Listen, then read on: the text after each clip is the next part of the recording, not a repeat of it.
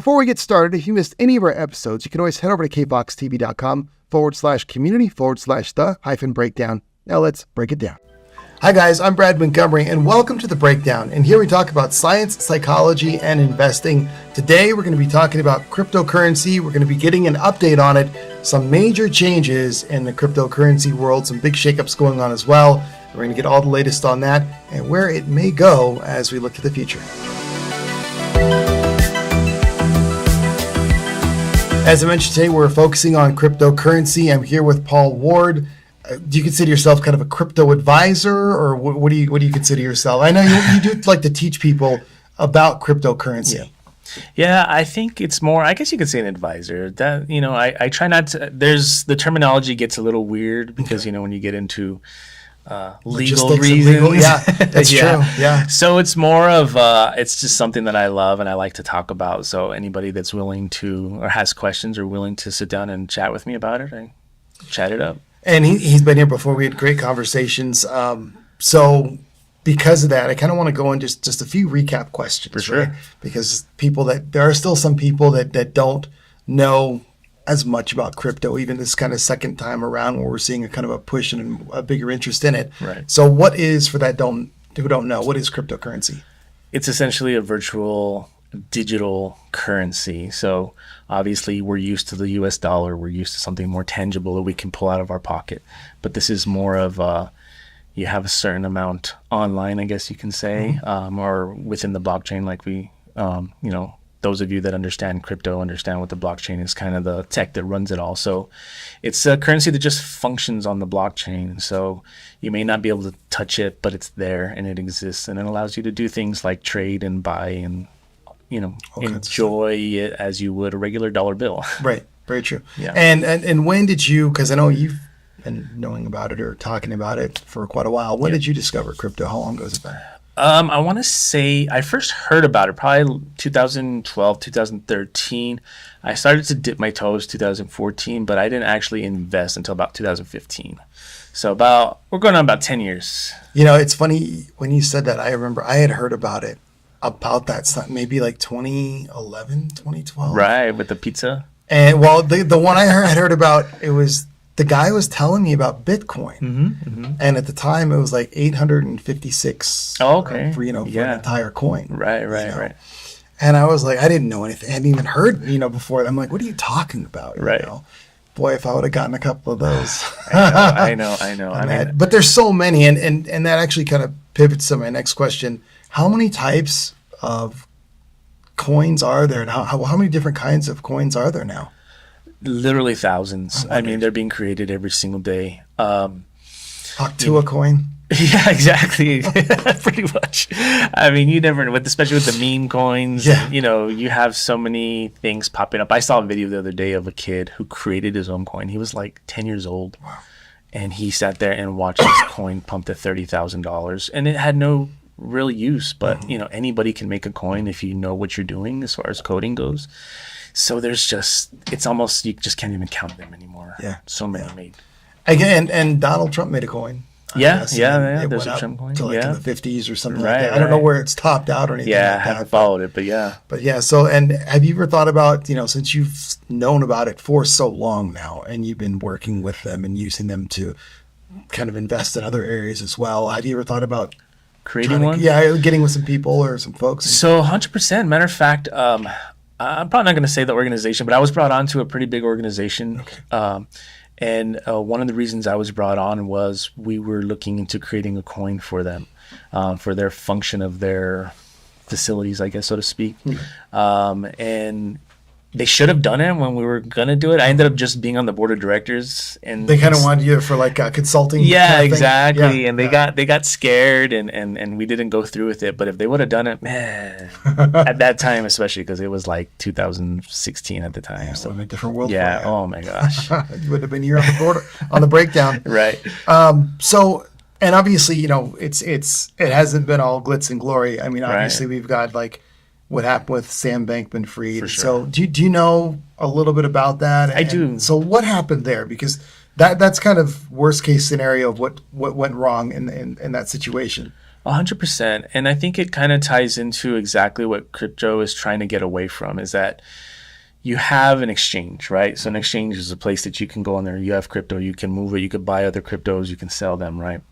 And an exchange kind of functions like a digital bank, right? So you put your trust into it and you hope that, well, my money's in there, it's secure.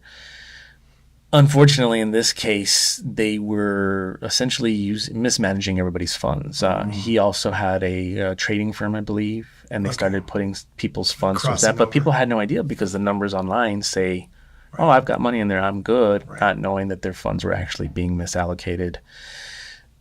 And when they got caught, they realized that the funds were gone and people lost billions of dollars. Yeah, it can be a slippery slope with stuff like that. For sure. Maybe they needed money to cover some investment, in one little area, and it worked. Yeah.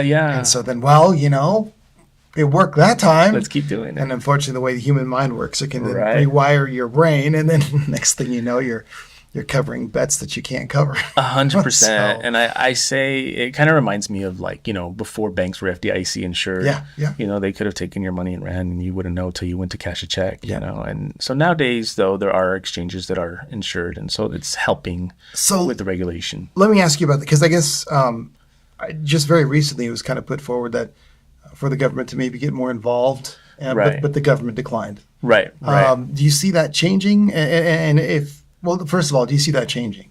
I do. Okay. I do. And it's one of those things. It's a good and a bad thing at the same time. For sure. But yeah, regulated. Yeah, exactly. Because the whole point of crypto, right, was deregulation, decentralized. But then as you go along, it's kind of like an experiment. Right? As you go along, you start to realize, okay, wait a minute, there's still decentralized components to it. However, we do need some centralized regulation to kind of protect us. And you were saying there are some coins that are protected. They have a certain backing to a certain amount, or how does it work? For sure. Those are the stable coins. Yeah. Okay. So stable coins can be backed from, dollar to dollar. It could be backed by gold. It could be backed by just kind of anything, And how many, to percentage wise, to give people a better idea, because there's so many coins, as you said, what percentage of coins are like stable coins versus just your typical crypto coin? I would say stable coins are probably less than 1% at this point. Yeah, very, very few. Okay. Yeah, but what you're going to see is you're going to start seeing banks, for example, since they don't want to be left out, they're going to create their own coin. Sure. Yeah, Starbucks. Wells Fargo coin. Right, exactly. Chase coin. Yep. Of course. So that's, to me, I see as like the natural progression. Okay. Yeah. And they're probably going to be backing their own, of course. 100%. Yeah. What do you know? If you could, I don't know if you know. So can you list some of the coins that are backed in stable coin? Well, there's the USDC coin. Okay. Yeah.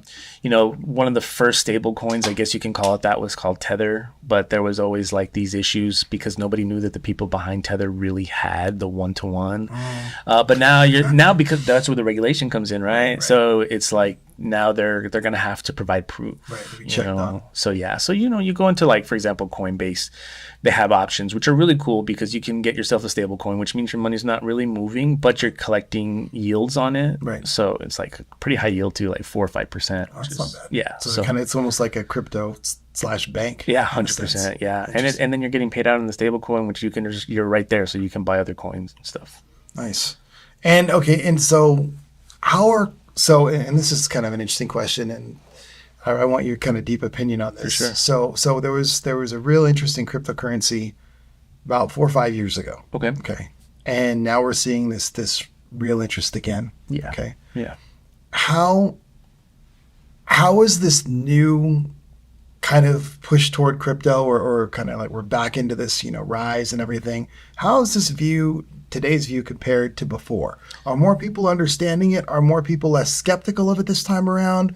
Is it about the same? Are people like, I don't want to get near this stuff. Here we go again. Right. Or does it seem kind of a softer feel, like a more engaging feel, like it's more accepted now? Yeah, it's definitely more accepted. I think the big difference is that before you just had people, you had geeks like myself that were just investing and making it rise and fall. But now you're seeing institutions come in, huge corporations. You have the ETFs that took place. And so you're starting to see more of that mainstream push. And it's because a lot of the people running these corporations are invested now. So it's like, let's keep it going. And then you have things like Putin. Just recently, you know, they have the big thing going on with BRICS, right? Which is this new currency that's being created by all these countries that are the antithesis to the dollar, right? Okay. But Putin himself actually compared BRICS to Bitcoin.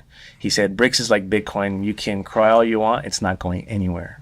So what does that do? That tells people like, wow, if one of the biggest leaders in the whole world is saying this, even though it's Putin, right? And you have people now that are openly talking about it and accepting it as a value. You know, people are now starting to like, okay, it's a little bit more safe, so people are not as reluctant to jump on board. And I remember people were talking about Binance as it was an exchange platform. Is that yes, yes? What happened with them? I think weren't they under a little bit of scrutiny for a little bit? Did they come through that? Yeah. So Binance, you know, from the very beginning, I want to say they started off in Korea. Okay. And then they jumped around because they were struggling. They were trying to get regulated. Like they were trying to be honest about what they were doing as an exchange.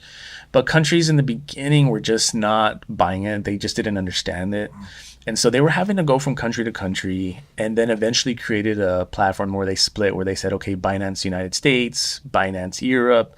So, but again, they still, there was always a lot of scrutiny towards the founder of, you know, does he really have the funds that he says that he has? I remember that was the question. Because I'm in Binance. Right. It's one of the exchanges I use. Right. And I remember like all that went down, like my stuff looked okay, you know, but you never want to reach for it. It just disappear like mist. For sure. You know? Exactly. So, 100%. But it seems that things have kind of calmed down. So I guess it's stabilized again. Or... It goes back to the regulatory stuff. Yeah. And a lot of it is because it's international, right? So True. You have, for example, just throw out a country, you have Japan saying that these are our requirements. And then you have the United States saying these are our requirements. And you have to kind of please everybody. And if you're going to manage essentially an international bank that exists in your wallet, it's very difficult to make sure that all those regulatory items are being covered. Right. So I remember like with food and stuff, if it's covered by California regulations, generally you're pretty good. Pretty exactly, good. Right. So yeah, that would make sense if they're going to be a multi-country. Yeah, for sure. You need to follow all those. So so now, what are some of the, I guess, newer popular coins? Obviously, Bitcoin is still the staple, I'm guessing, right? I mean, for sure. And it eclipsed 100,000. What 100? It got all the way to 108,000, which is insane to me. Wow, that's awesome. Yeah, I mean, broke your heart, didn't it? For sure. That's awesome. Yeah. So, what are some of the new popular ones, I guess, that are out there now? And because Bitcoin is still popular, but it's not new. What are some of the new popular? So I want to say unfortunately, but at the same time, I kind of like it. And, a lot of the meme coins, you've got Pepe Coin, you have Shiba Inu,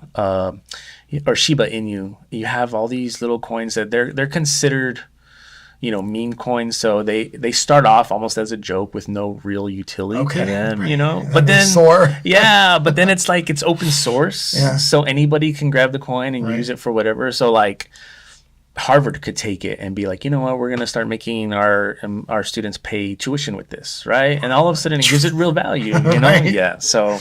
Okay. But those are kind of the ones that are blowing up, which is funny because. So they're just based off a meme? Yeah, they're just like really? It's that's interesting. There's really no value to start off with, but people put value into them. That's cool. That's interesting. Okay, so that's kind of where we are now. Yeah. And this next question here we kind of touched on already, but it was basically why are there so many cryptocurrencies? But we actually touched on this off camera. Right. So I'd like you to go into that so people can kind of understand how they're developed and how they're brought on.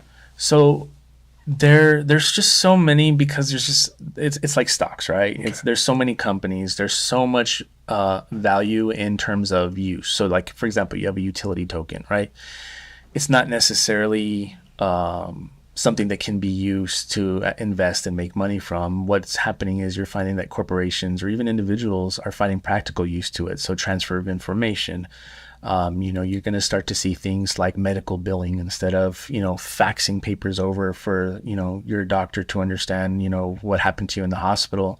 It can literally be the transfer of a coin through the blockchain that has all your information, your data. And so it's just the fact that it's so fast. It's so efficient, It's like and instant, it's instant. So you're starting to see now that people are understanding the technology and learning how to use it, and you're having apps that you can just pull up on your phone. Which when I first got in, there was no such thing. No, Binance was the one but now Coinbase app is so user friendly. For sure. Robinhood. Yeah, that's right. They got into it. So now that it's like it's so easy to use, it's almost a no-brainer for a lot of these companies and just everyday people to use it. Nowadays, when I have the Coinbase debit card, back in the day, people had no idea what it was. Right. Now everybody's like, oh, Coinbase. Everybody knows. Cool. Household name. Crypto conversations. Right, exactly. Pretty cool. So, what is what effect, if any, is the current state of the economy having on cryptocurrency? Because we saw during the pandemic, it just boom. It just shot. Why was that? I guess because it tend to, and I know it's not an exact movement, but does it tend to move with like precious metals? Because they had gone up as well. It does. It moves when people are losing confidence in the U.S. dollar. Got it. So that's the big thing. Yeah. So, when the pandemic happened, people weren't spending. People weren't sure. Prices of groceries have gone up recently, right? So when you have countries like Venezuela, for example, who literally has Bitcoin as their now national currency, and so you've seen instances where national currencies start to tank, and people have to find something else. Otherwise, it's back to a regular bartering and an exchange system. Right. And so now that there's so much value being put into cryptocurrencies, you're starting to see people say, well, what if tomorrow the dollar is valued at nothing? It costs more now to print a dollar than it's actually valued at. Yeah. So let's put our money where people are actually looking. And so things like golds, precious metals, coincidentally Bitcoin, which is crazy. I never thought I would ever imagine that, but people are having more comfort in having their money in crypto now than they are in having their mattress stuffed with dollar bills. Yeah, for sure. And I guess and this is going to be an interesting question I want to ask you, because I don't know if you'll know the answer to this, but so dollars lose money over time, right? For sure. So $10 10 years ago, and not just minus inflation. For right? sure. I mean, you just minus, I should say, the inflation that we saw post pandemic, right? Take the pandemic out. Just if you had a $20 bill in 1980, and by 1990 it's not worth $20. Right. And that's minus any cataclysmic or catastrophic thing going on with the economy. For sure. So does crypto lose value over time? Or does it not? Or do we not really know yet because it hasn't been around? I think does it hold its value better? Right now it does. Okay. Yeah, okay. I think any currency over time gives way to the newer and better thing. Got it. Tulips were once in a currency, right? You have countries like we talked about BRICS, right? Yeah. So BRICS is because a lot of these countries are saying the value of the dollar is not worth anything anymore. Right. So we're going to create our own currency. So as long as we as, humans say there's value in this, there'll be value. But once the next best thing comes around, then it can be a move to that. Watch that crypto wallet closely over time. For sure. But I mean, that's any investment. 100%. You don't just want to put something away and necessarily never look at it again. For sure. You want to keep up with it. So, okay. And how volatile is it compared to the stock market? I guess once upon a time I'd say quite a bit more, but lately, it's maybe closer. It's still more volatile, maybe a little bit more, but I would say, back in the day it was like there was no comparison, right? I would say it's still pretty volatile, though. A lot of people can still make good money if they play their cards right. And they go in there. Whereas like a stock, if you put money in the stock, you're not going to really see a decent return until 2 to 5 years, right? True. But this one, I think with crypto, I think it's safe to say that if you if you learn how to make it work for you, you could see decent returns in 2 or 3 months. True. Very true. So I think that based on those numbers, it's still very volatile, maybe not what it once was. And it's slowing down as we go. It's slowing down as it's becoming, because there's only so much money in the world. But I always tell people, there was a time where we used to dream of a $1 trillion market cap. We've surpassed that. Right. Now it's dreams of 10. And, if you look at all the money that exists in the world, we're nowhere near. I think we're still like at 2%. So, right. So there's a lot to tap into. 100%. Once mass global adoption happens, this $100,000 Bitcoin is going to look like the good old days. You're right. That's true. And others as well. Right. I think you nailed it. I was thinking it in the back of my head. Once banks start tapping into it and taking it on, right. Once the U.S. government, gets on board, whether it's a leader or a follower, right. Once it happens, it's going to change the game in a whole nother way. And then a lot of people are going to kind of wish maybe that they'd at least put, 100%. All it's going to take is breaking news. The U.S. dollar is going to go away. Right. And imagine all the influx of funds. Because everything else has gone digital. Yes, exactly. I mean, so why wouldn't 20 years from now? Right. I mean, and honestly, if you look at it and you think about it, how often do we even pay in cash? Exactly. Yeah. It's like you see someone break out their wallet and break out the change, and you're like, oh my God. It was almost like back in the old days, in the 80s and 90s, someone pull out a checkbook. Exactly. Like, oh my goodness. Right, so right, exactly. We've gone faster and faster and faster. So, so now if we could kind of take a step back, we've got a lot of, so the second kind of woo of crypto, the second round and the second big push that we've seen with crypto rises or cryptocurrencies rising. Where do we go? What does it look like 5 years from now and 10 years from now? And I know we've talked about countries coming on board and stuff. So is it looking more and more likely? So as we look ahead to the next 5 years, to the next 10 years, that this is going to be a pretty safe space to operate, and even one that will benefit you? 100%. I think it's just going to become the norm. And I think in our lifetimes, I think we're both pretty young. I really think we'll see a time where cash will disappear. Yeah. And so I think that's where the world is headed. That's where it's going. As long as there's internet, because people are coming on board every single day and people are universally starting to say, okay, I trust this. Mm-hmm. Once that trust, whether it's forced or everybody comes aboard, and I see that happening in the next decade, it's just going to be the norm, and then we're going to wonder how we ever functioned without it. And you know what's funny to me, when you were talking about right now, people coming on board at different levels, I think this it has the potential to be unique, just to say, and just for the reason of, and I want to say potential, right? I'm not pushing anything. Yeah, for right? sure, 100%. But there's the old saying, something can either come from bottom up or something can come from top down. Right. This may be a case where it kind of closes in from both sides. Ends. 100%. Yeah, from both ends. And if that were to happen, then you're looking at something that's pretty spectacular. For sure. 100%. And if people, what would you suggest? Because I always like to put this out there. People want to kind of experience crypto a little bit and kind of get involved a little bit. What would you suggest they do? What's I know it's gotten easier since the last time we've even talked. Right. So what's kind of one of the easier ways they can kind of mess around a little bit with it if they want to get their toe wet? I always say that you should kind of do the way I started it, which is, just first of all, don't ever put anything that you're not willing to lose. Right. Right. Skip that coffee for a couple of weeks and take $50, $60 and put it into something. Start just kind of educating yourself on what it is. Once you put it in there and you start to see those fluctuations, you can kind of follow more or less. Obviously $50, $60 is a safer amount of money rather than somebody putting 50, 60,000, right? Or taking out a loan. I would never suggest that. Right. Just get a feel for it. You're just dipping your toes. You're learning the flow of things, and then once you feel more comfortable, more confident, if you have that money and you're willing to lose it, because at this point you still could, because the U.S. government could come out tomorrow and say, if you own crypto, it's illegal. You never know. And so dip your toes, hope for the best, watch it watch it move. I'll just give you an example.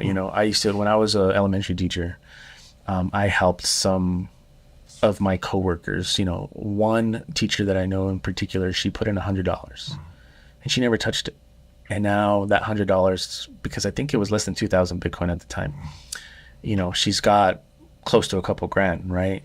And so it was $100 that she didn't care if she lost it. Now she could cash it out, she could leave it in, whatever she wants. So at the end of the day, she now is like considered an early investor, right? Now she's interested. Exactly. Now she's interested. So what she does is she follows. Right. She's been following now and now understanding and educated herself over the years of just seeing the fluctuations. And so that's what I always tell everybody. The only way to learn anything is to kind of dip your toes a little bit and then just kind of see. With YouTube, for example, there's so much information now, whereas before it wasn't there. So take advantage of the information that's there and the fact that you do literally have it on your fingertips. And do you have, you're talking about YouTube and stuff, which you can glean a lot from there as well, from some of the videos and information as far as getting information on crypto. But do you have your own website?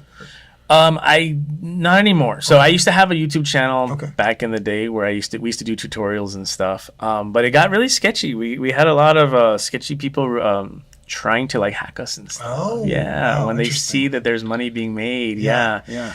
So I do own a couple of businesses locally. People can find me, and I'm always willing to go grab a cup of coffee with somebody and just have a chat. So yeah. Well, and just Google his name, Paul Ward, El Paso. Sure. And thank you, Paul, Hey, for helping out on again for another update and see where we are 100%. Maybe a year or two from now. Yeah. Excited to see. I always like to, maybe in 2 months we might be here saying that's rich. True. Exactly. You can hope.